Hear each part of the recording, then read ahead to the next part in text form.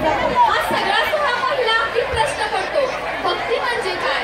अगं पांडुरंग हा आपल्या सर्वांचाच वैश्विक दैवत बनला आहे. तो जसा 3 तुकड्यांचा कैवारी आहे तसा अनाथांचा पण नाथ आहे. भक्ती म्हणजे आपल्या मनाला उभारी देणारा एक आधार. पांडुरंग हा सर्वांसाठी विजया ठावीचा विटेवरी उभा आहे.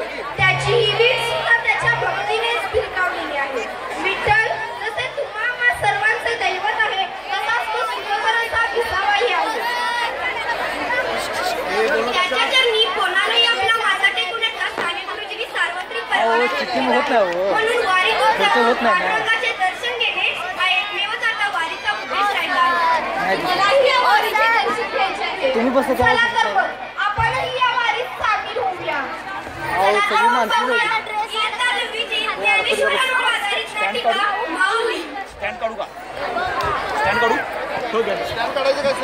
काढा. संत ज्ञानेश्वर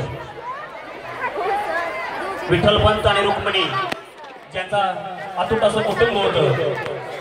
निवृत्तीनाथ, संत ज्ञानेश्वर, सोपानदेव आणि मुक्ताई जन्मताच ज्या कुटुंबाला सर्व समाजानं वाईट टाकलं अशा विठ्ठलपंतांचं देहवसान या ठिकाणी आमच्या माध्यमातून आपल्याला दिसणार आहे. संत ज्ञानेश्वर माऊली नाटक माऊली.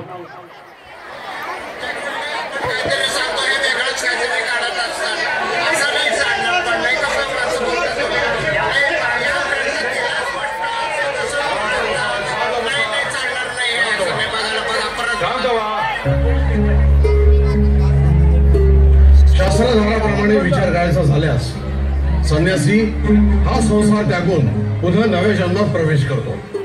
पूर्वायुष्याचा त्याचा कणभरही संबंध राहत नाही.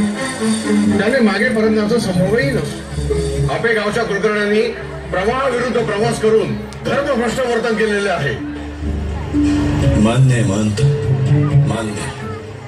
चूक झाली, पण प्रवाहाला भेदण्याची आज्ञा ही गुरूंची होती.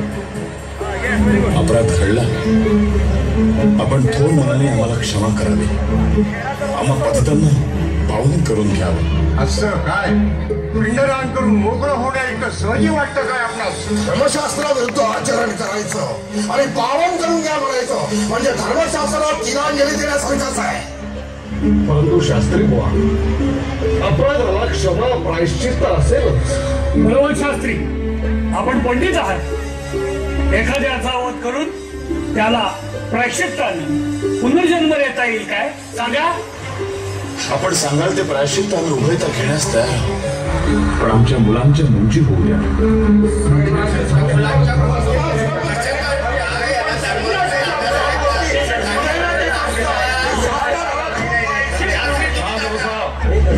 शांत बसा. या अपराधाला शासन एकच,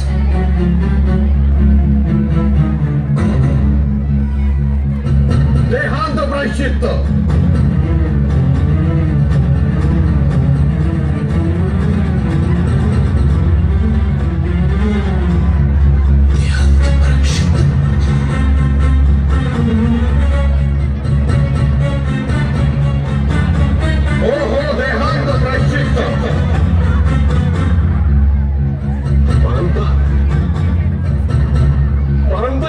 कठोर शिक्षा देऊ नका.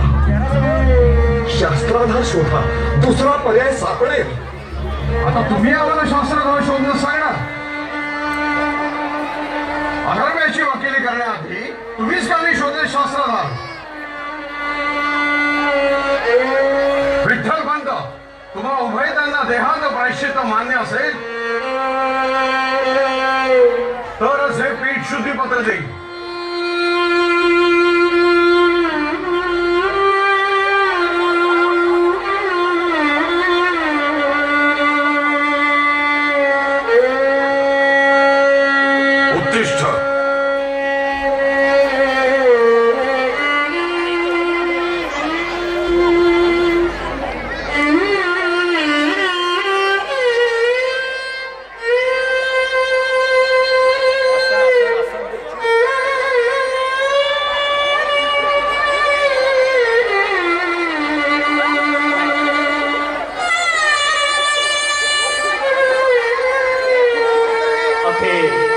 विठ्ठलपंत आणि रुक्मिणीनं इंद्रायणी नदी आपली स्वतःची प्राणज्योत मावळली.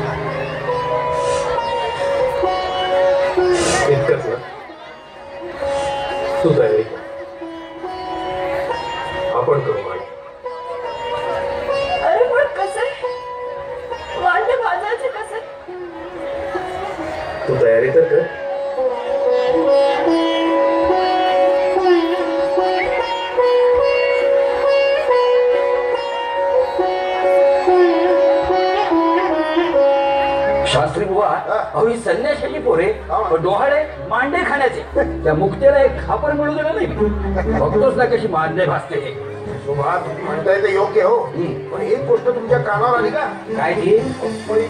रेडिओमुखी वेद म्हणून यायचे हो, निव्वळ अफवा. पण काही म्हणा शास्त्री बुवा, या पोरांना आळंदी बाहेर हाकलून दिले पाहिजे. बरोबर आहे, कारण की ऐकले देखील नव्हे. अहो कलेवराला स्पर्शू नये असे शास्त्र सांगते. बरोबर. आपण फडागणी देण्याआधी ते उचलूनच घराबाहेर काढावे लागते. तेव्हा आता हात मिटाळले तरी चालते, पण त्या पोरांना आळंदी बाहेर काढून लावले पाहिजे. चला काय करताय ते बघूया. अंदाज घे असे म्हणता. चला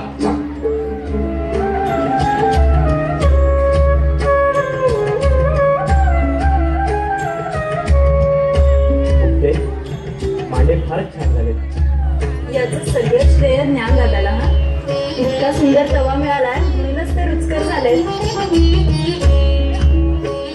शिवा, काय बघतो मी?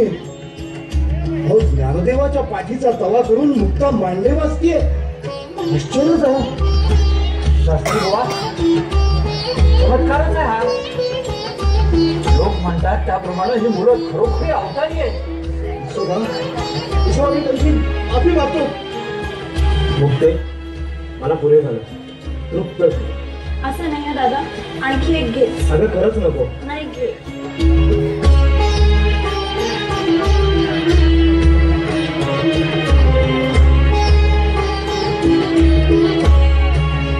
ठाकोराला केसर सर पडतात केसर. क्षमा असावी ज्ञानमाऊली. चूक झाली तुम्हाला ओळखण्यात. चुकलो मी. क्षमा क्षमा असावी.